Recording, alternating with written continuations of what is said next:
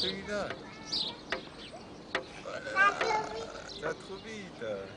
Jean-Christophe Parisot est atteint de myopathie. Alors qu'il était condamné par la médecine, l'amour de ses parents lui a permis de grandir, de poursuivre des études supérieures et d'entrer dans la vie active.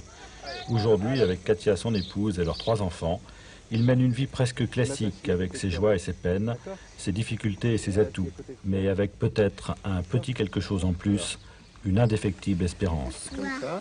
Voilà, comme ça on est assis tous les deux. J'ai 30 ans L'un à bientôt. côté de l'autre. Et ça fait 20 ans que chaque matin, je me dis, bien, quelle sera ma journée? Alors, j'ai 2 solutions. Soit rendre grâce au Seigneur pour le jour qui vient, tel qu'il est. Non pas malgré les souffrances, mais avec. Ou alors, la journée va être horrible. Alors je décide qu'elle soit belle. Alors le matin, ben, je me réveille et je bénis le Seigneur pour ce nouveau jour, tel qu'il est. La souffrance, c'est dès le matin. C'est tout le temps. C'est la nuit, c'est le jour. C'est de ne pas pouvoir bouger, de ne pas pouvoir lever les bras, de ne pas pouvoir manger seul, de ne pas pouvoir aller aux toilettes seul, de ne pas pouvoir m'habiller seul.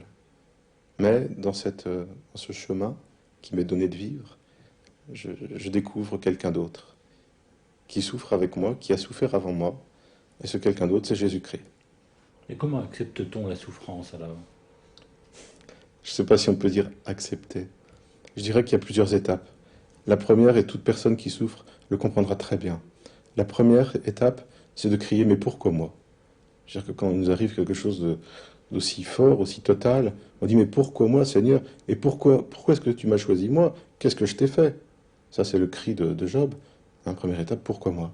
Puis petit à petit, c'est « bon, ma vie c'est ça, mais ne m'oublie pas, reste avec moi.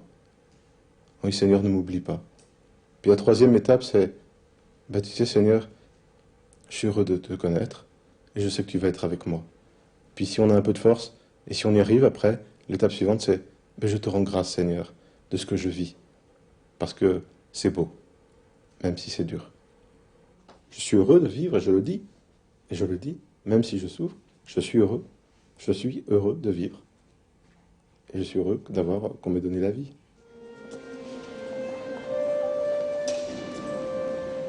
Le Seigneur est présent dans ma vie, il ne m'a jamais abandonné.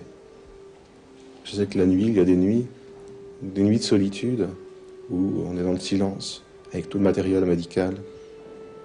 Et dans cette nuit, je dois dire qu'il y a une présence.